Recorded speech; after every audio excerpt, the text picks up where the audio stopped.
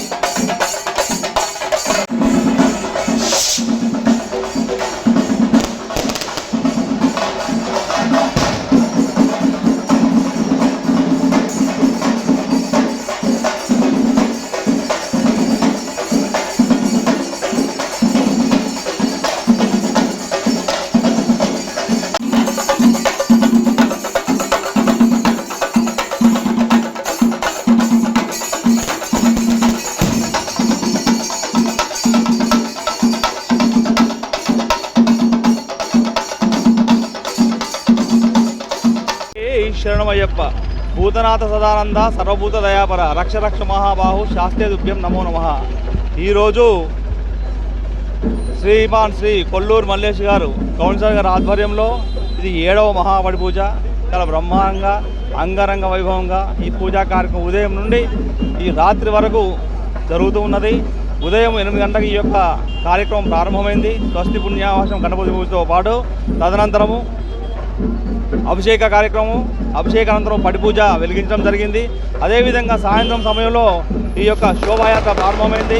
అంగరంగ వైభవంగా కొన్ని వేల మంది అయ్యప్ప స్వాముల ఆధ్వర్యంలో ఈ పూజా కార్యక్రమం బ్రహ్మాండంగా జరుగుతుంది.